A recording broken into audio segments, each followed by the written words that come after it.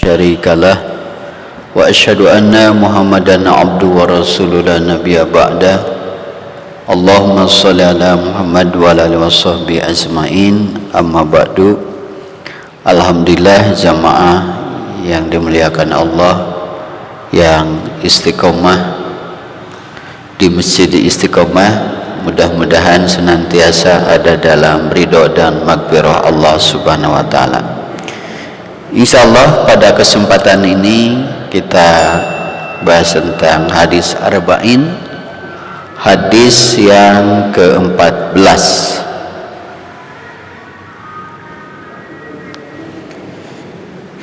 Sanaos di gular-gilir dengan Ustadz yang lain, jadwal-jadwalnya termasuk per 2 bulan.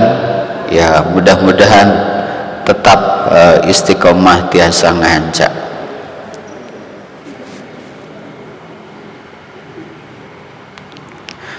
Hadis ke-14, An Ibnu Mas'ud radhiyallahu taala anhu qala Rasulullah sallallahu alaihi wasallam la yahillu dzamul mri'in muslim illa bi ihdas salasin as-saybu az-zani wa nafsu bin nafs wa tariku lid-dini al-mufarriqu lil jamaah. Rawahu Bukhari Muslim. Jadi hadis ini An Ibnu Mas'ud, dari Ibnu Mas'ud radhiyallahu an. Ibnu Mas'ud merupakan sahabat Rasul. Ini merupakan salah satu sahabat yang senior dari Ibnu Mas'ud atau Abdullah yang lain yang memiliki sebutan ya Abdullah. Ternyata Abdullah Ibnu Mas'ud ini merupakan seorang sahabat yang senior dan memiliki kelebihan di bidang ilmu Al-Quran. Selain itu juga diberikan suara yang lumayan bagus dan juga kepasihan, sehingga suatu hari Rasulullah memerintahkannya untuk apa? Membaca. Ibnu Mas'ud pertamanya menolak, tidak mau. Limada, kenapa ya Rasulullah? Bukankah, mohon maaf, wahyu itu diturunkan kepadamu? Tapi begitu salah satu sunnah yaitu juga mendengar Al-Quran, dan Rasul ingin mendengarkan suara atau bacaan Ibnu Mas'ud. Karena terus baginda Rasul memerintahkannya, maka Ibnu Mas'ud itu sebagai kerendahan hati, tidak merasa dia tahu senior, langsung membacanya, melainkan itu sebuah adab ya, yang sangat luar biasa yang dimiliki oleh para sahabat, sehingga Ibnu Mas'ud pada akhirnya membaca Al-Quran dan begitu indah. Yang meninggal beliau pada 32 Hijriah. Qala, berkata Ibnu Mas'ud, qala Rasulullah sallallahu alaihi wasallam, bahwa Rasulullah sallallahu alaihi wasallam bersabda, la yahillu zamri'im muslim. Jadi tidak halal darah seorang muslim. Hadis ini masih ingat Pak Haji? Dengan nyambung kepada hadis ke-8, umirtu an uqatila asyhadu an la ilaha illallah wa asyhadu anna Muhammadar Rasulullah.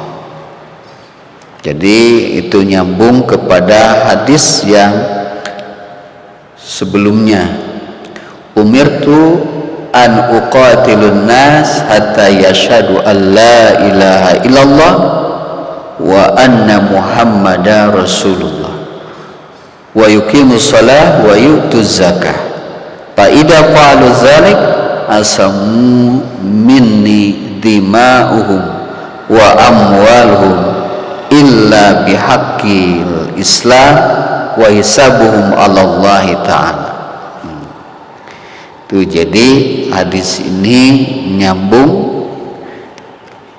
Jadi pada dasarnya ini menjelaskan darah seorang muslim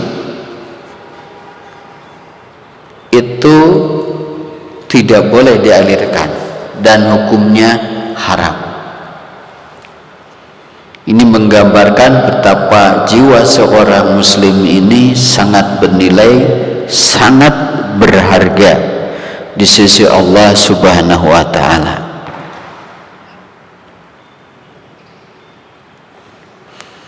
Dan keharamannya ini dijelaskan pula dalam hadis Bukhari nomor 67. Bukan hanya jiwanya saja, melainkan juga harta dan kehormatan. Fa inna zima'ukum wa amwalukum, sesungguhnya darah kalian, harta benda kalian, kehormatan kalian haram atas kalian seperti terlarangnya di hari ini, bulan ini, dan negeri ini. Jadi sangat luar biasa, yaitu jiwa seorang muslim.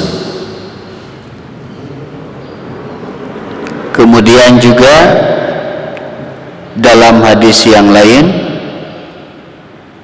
Rasulullah sallallahu alaihi wasallam bersabda, qatalul mu'min a'dhamu indallah min zawalid dunya. Ini dalam hadis An-Nasa'i nomor 783. Dosa membunuh seorang mukmin itu lebih besar daripada hancurnya dunia. Jadi sangat luar biasa ya, harganya jiwa orang yang beriman di sisi Allah. Maka orang-orang yang tidak beriman melakukan berbagai usaha dan upaya untuk Alkitab, membunuh jiwa-jiwa orang. Pada masa dulu, mulai dari masa Rasul sampai sekarang ini, tapi lebih banyak sekarang ini, yaitu dilakukannya bukan kepada jasadnya, yaitu yang disebut ghazul fikri, yaitu perang pemikiran. Apa yang menyebabkan tadi begitu mulianya, begitu terhormatnya orang beriman di sisi Allah? Salah satunya tadi sudah disebutkan dalam hadis yang ke-8, karena sesungguhnya dia telah memiliki ketauhidan, komitmen, keimanan kepada Allah. Asyhadu an la ilaha illallah wa asyhadu anna Muhammadar Rasulullah. Jadi di sini sangat luar biasa. Terlepas dari perlakuan orang-orang yang non-muslim memperlakukan orang-orang yang beriman maupun orang munafikun terhadap orang-orang yang beriman begitu menghinakan, bahkan menyepelekan, tapi sesungguhnya kita insya Allah akan mulia di sisi Allah. Yang terpenting keistiqomahan keimanan kita untuk senantiasa terus terjaga sampai akhir hayat kita, karena ini merupakan salah satu tugas yang diperintahkan Allah kepada kita dalam surat Al-Imran 102, ya ayyuhalladzina amanu taqullaha haqqa tuqatih wa la tamutunna illa wa antum muslimun. Orang-orang yang beriman, bertakwalah dengan takwa yang sesungguhnya, dan janganlah meninggalkan dunia ini kecuali berada dalam keimanan keislaman kita. Jadi yang terpenting bagi kita, termasuk dengan berbagai situasi kondisi saat ini ya, bencana di awal tahun 2021 sudah berapa puluh bencana besarnya, sudah lebih dari 10, 11 sampai 12 long lah naon Pak? Oh, 140 subhanallah. Jadi ini merupakan ya rekor ya. Ternyata ketika dibaca salah satu kitab, yaitu tentang al-ulama warasatul anbiya, ini salah satunya penyebab secara spiritual, karena memang menzalimi ulama-ulama sebagai pewaris Nabi yang istiqomah di jalan Allah, maka Allah menurunkan azabnya mereka. Nauzubillah. Bahkan kalau Ustaz Zulkifli yang terang-terangan, ketika tidak ada lagi larangan pada tahun ini umroh dan haji, tunggu yang lebih besar lagi. Nauzubillah. Tapi jangan khawatir bagi kita orang-orang beriman, karena kita beriman. Bagi orang yang beriman, kesuksesan, kebahagiaan ataupun kegagalan ataupun musibah akan menjadi sebuah nilai kebaikan. Wallahu khairun. Pami orang sadayana sabar di doanya. Mudah-mudahan insyaallah bapak-bapak Pak Haji, ibu sadayana sabar menuju di masjid. Di bumi insya Allah sabar.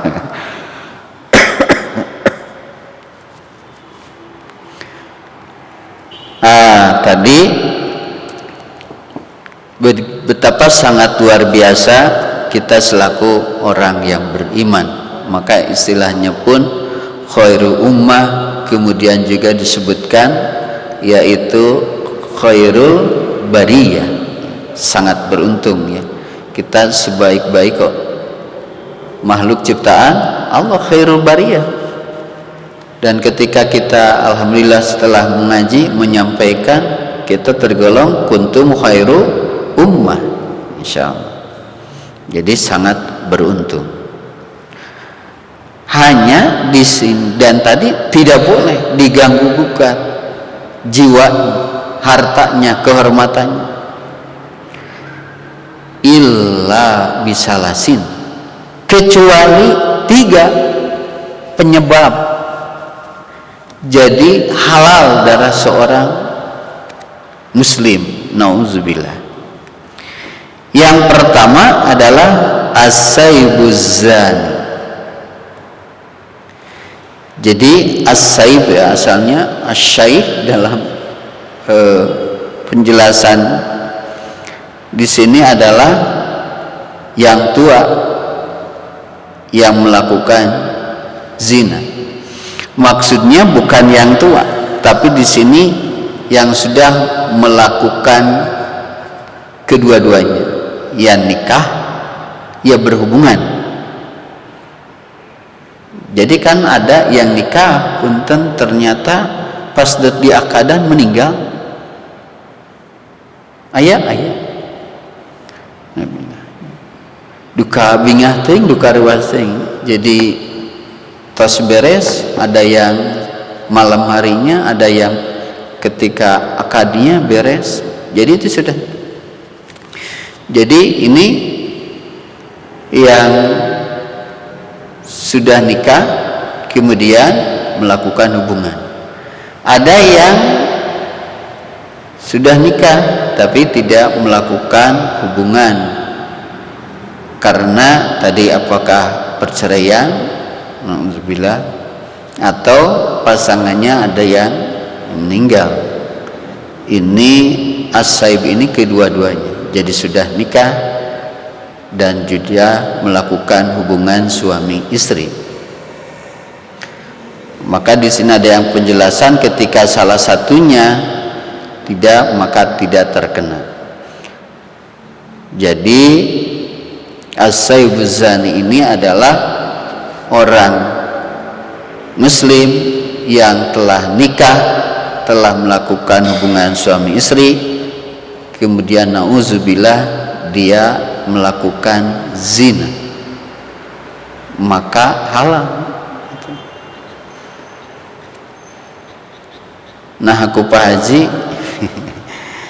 nah ini ya ada al-imar, jadi pemimpin. Jadi halal ketika yang melakukan demikian, nauzubillah. Dan ini menjadi ujian ya, di akhir zaman ini, karena begitu sangat berat dengan berbagai media ya. Kalau Bapak Ibu perhatikan, jangankan yang sudah nikah, yang belum pun sekarang melihat tontonan pun, bahkan anak-anak, makanya harus diawasi berbagai tontonannya, karena ini akan berpengaruh yang mendorong dia berlaku zina. Banyak penyebab faktor orang yang melakukan zina, tapi pada dasarnya kan karena dua. Yang pertama karena ada niat, dua ada kesempatan. Itu aya niat, aya kesempatan, mendorong dia. Jadi artinya apa? Seorang perempuan pun memang dalam Islam terhormat, harus senantiasa menutup aurat. Dan bagaimana tidak, tuh laki-laki mah seperti puntennya kucing ninggal ikan, ninggal ikan. Tapi oge dikekejar, koma caket, ditutupan oge yang dibuka-buka, koma terbuka, kan gitu logika.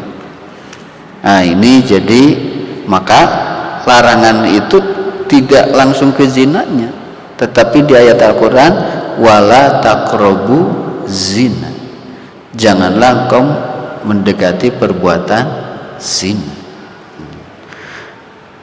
Jadi banyak faktor juga sekarang lewat media kan, jadi kesempatan itu banyak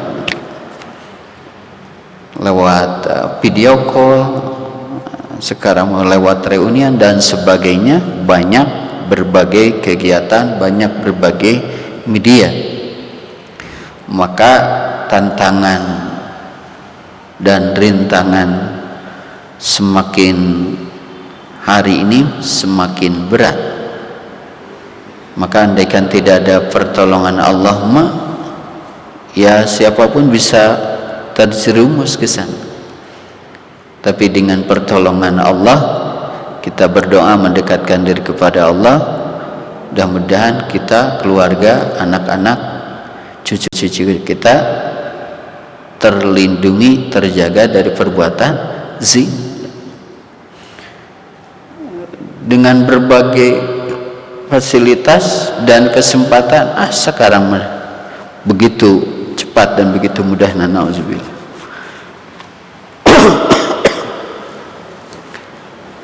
Jadi ini yang harus diwaspadai, yaitu kan ini juga perbuatan yang pada akhirnya maksiat yang mengundang murkanya Allah. Dan juga salah satu penyebab, mohon maaf, ketika mungkin orang tua yang menunda-nunda dengan alasan berbagai kriteria. Salah satunya, mohon maaf, ingin pekerjaan yang bagus, pekerjaan yang tetap. Ya kalau ada alhamdulillah, kalau enggak dan itu sudah lama gitu ya, harusnya untuk segera siap nikahkan, untuk jauhkan. Jadi ada sebuah ketegasan. Karena memang ada berbagai kejadian ketika dianggap masih anak SMA kelas 2 dan yang laki-lakinya mungkin kelas 3 karena dia tidak sekolah. Ternyata di luar itu dak itu yang lain melihat dah budak ini, budak SMA. Ada lagi yang lebih berat daripada itu, anak SMP kelas 1. Ternyata non hamil. Nauzubillah. Jadi harus diwaspadai, ditegaskan. Kalau sudah demikian, jadi kehormatan kemuliaan tadi yang tadinya haram, jiwa, harta dan kehormatan menjadi boleh. Artinya sudah tidak ada harga ketika yang pertama asyabu zan, yaitu melakukan zina. Yang kedua wan nafsu bin nafs.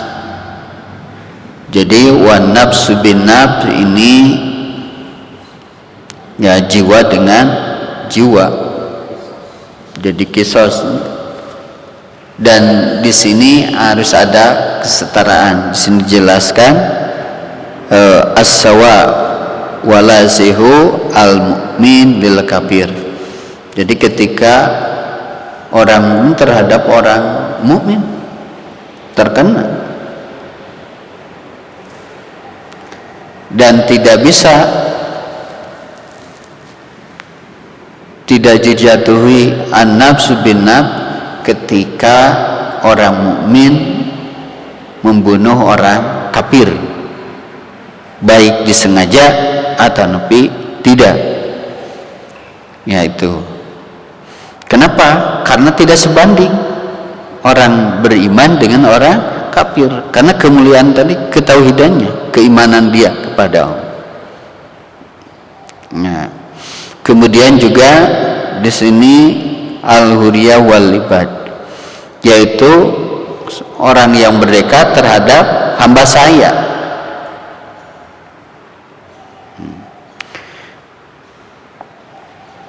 Kemudian yang ketiga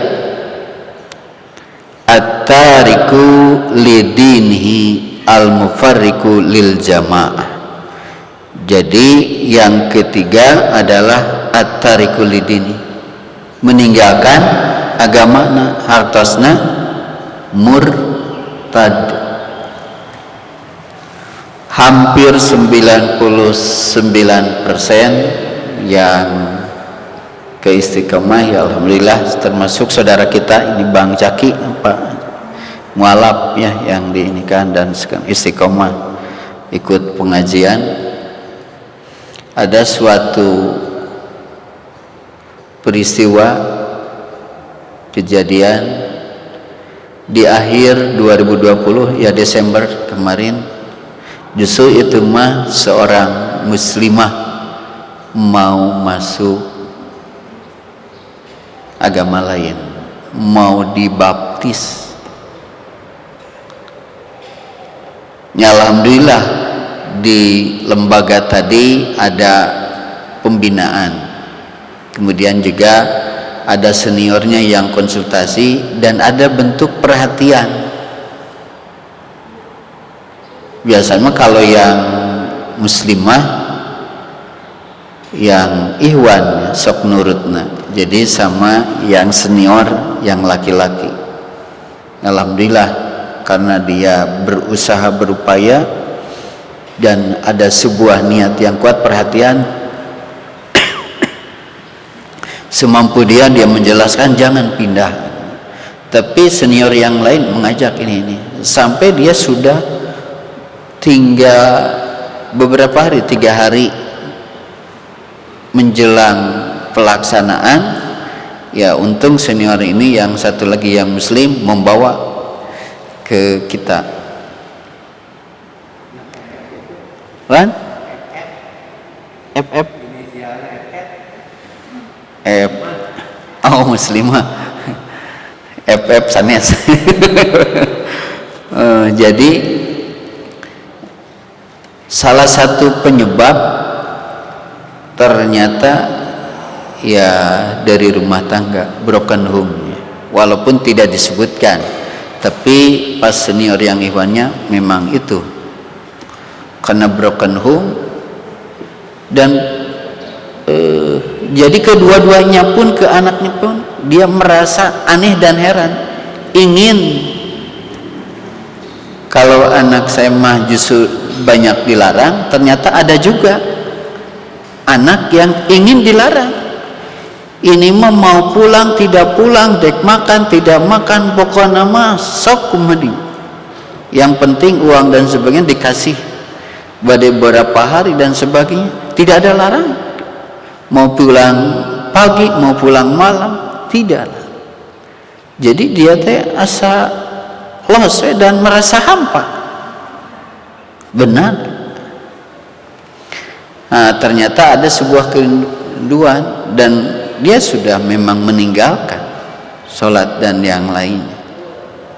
Dan karena ada yang mengarahkan, ketika dia jauh dari agama karena pemahaman yang dangkal dan jauh, sudah tidak melaksanakan sholat, coba mendengarkan yang lain, dan juga diisi, bahkan diberikan Alkitab.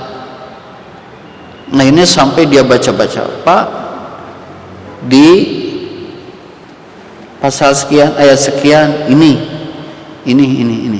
bahwa salah satunya ternyata di agama lain merasa simpel, dan menurut dia asa tenang, betul tenang. Nah, pada akhirnya kita coba dan korek dan mengaku, dan alhamdulillah pada akhirnya ketika kita jelaskan tentang Islam dari berbagai segi, dari arti saja dengan agama yang lain sudah jauh berbeda. Aslama yuslim islaman, selamat, tidak menggantungkan tempat atau napi pembawa, terus dari berbagai aspek, kemudian kitabnya, kemudian nabinya dan sebagainya, baru dia memahami dan kembali. Kalau begitu pada akhirnya dia sadar, dan akhirnya karena sudah lama tidak sholat dan apa-apa, berarti saya sudah murtad. Ya nggak apa-apa lah, dia untuk mengikrarkan kembali, jadi dibaptis tidak jadi, pertolongan Allah, tapi dia kembali yakin dengan Islam dan mengucapkan kalimat syahadat lagi. Alhamdulillah, pertolongan Allah. Jadi apa? At-tarikul lidini, dia sudah meninggalkan agama. Kalau meninggalkan agama tadi otomatis akan mudah untuk berpindah agama. Man baddala dinihi faqatilu, barang siapa yang menukarkan agamanya maka halal faqatilu, yaitu dibunuh.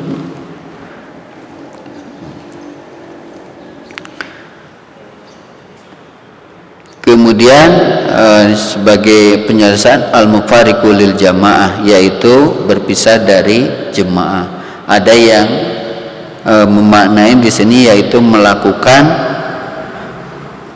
pemberontakan terhadap al-imarah, kepemimpinan. Tapi yang lebih banyak pemaknaan di sini yaitu at-tariku lidzini, adalah meninggalkan agama. Dari hadis ini ada banyak berbagai tadkirah dan ibrah yang dapat kita petik. Yang pertama, bahwa di sini menggambarkan betapa terhormatnya jiwa seorang yang muslim. Yang kedua, halal darah seorang muslim karena 3 sebab tadi. Yang pertama as-saibuz zani, yaitu yang melakukan zina. Yang kedua an-nafs bin nafs, seorang muslim membunuh muslim lainnya. Kemudian yang ketiga at-tariku lidini, yaitu murtad, keluar dari Islam. Kemudian an-nafs bin nafs, adanya hukum kisos. Dalam hukum kisos bagaimana? Yaitu dalam hukum kisos ternyata bukan hanya dilakukan untuk orang yang dibunuh lagi, tapi diserahkan terhadap keluarga yang dibunuhnya. Ada yang dilakukan itu kisos lagi, ada yang dilakukan aziyad, yaitu dimaafkan tapi tetap membayar diat. Ada yang dimaafkan tanpa diat. Pernah mendengar kisah Abu Dzar? Kisahnya udah populer, Pak. Hilap deh. Jadi singkat katanya, ayah waktu. Jadi singkat katanya, ada kakek-kakek yang bertani. Kemudian suatu ketika ada pemuda yang beternak, membawa domba-dombanya. Kemudian kan di Timur Tengah kalau mengembala itu tidak 1-2 ya, benten sarang digarut, dicililin, tapi puluhan sampai ratusan ya, karena dari mbah ke lembah.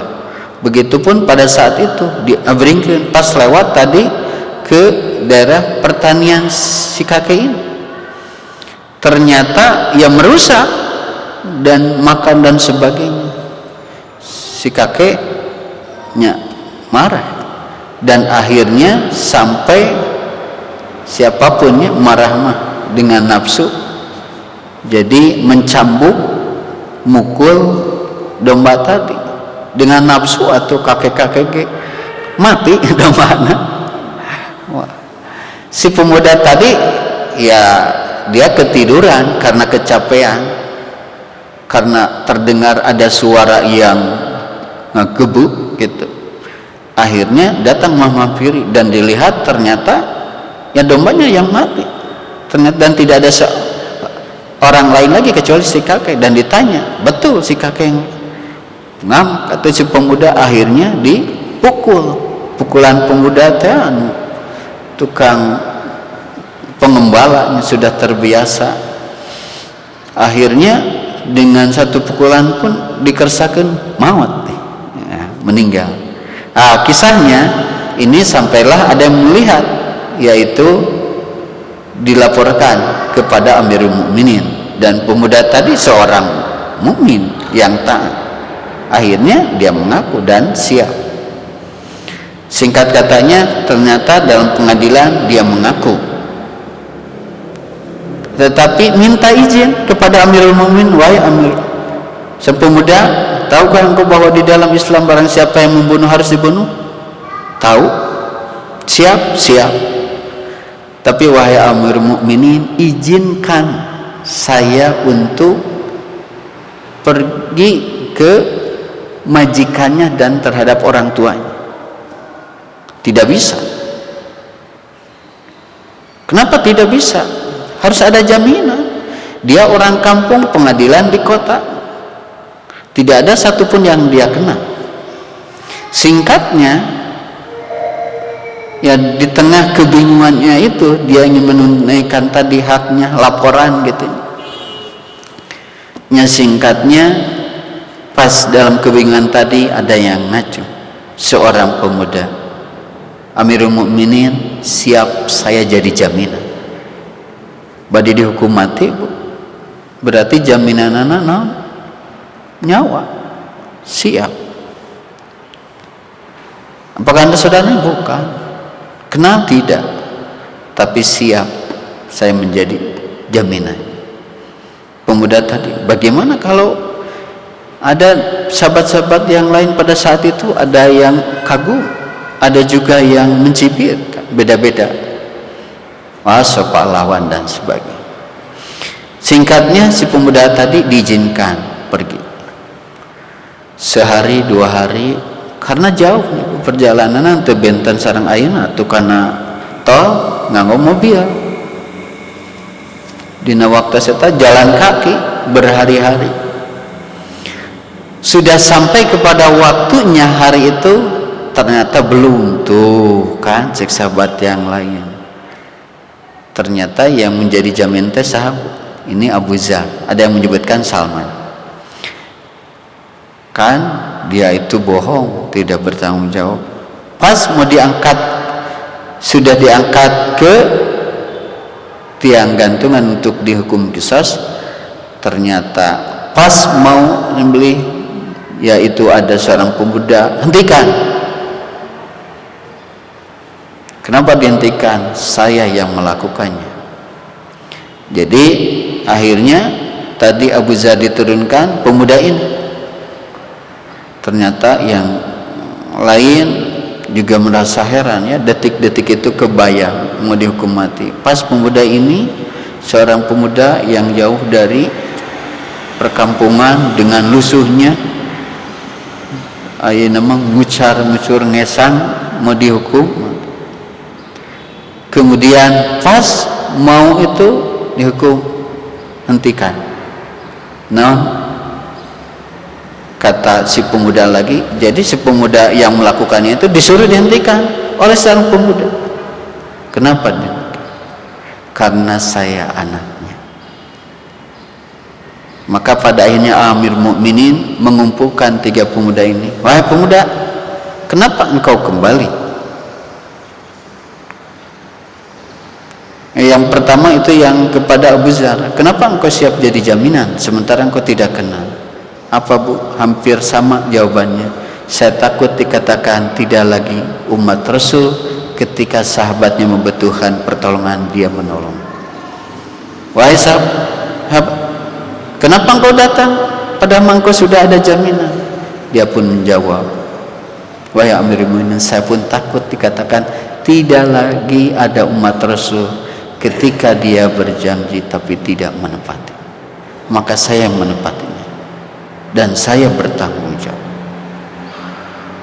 Sampai Amirul Mukminin bergetar. Kemudian kepada yang ketiga, wahai anak muda, kenapa engkau tidak membalas dendam? Bukankah itu ayahmu yang bunuh? Betul, saya pun cinta, saya pun hormat, saya pun sedih. Tetapi dengan meninggalnya pemuda ini pun tidak akan mengembalikan ruh bapak saya. Maka izinkan, saya pun takut dikatakan tidak ada lagi umat Rasul ketika saudaranya bersalah, maka saya maafkan, dimaafkan, berpelukan. Jadi hukum qisas tidak? Tidak.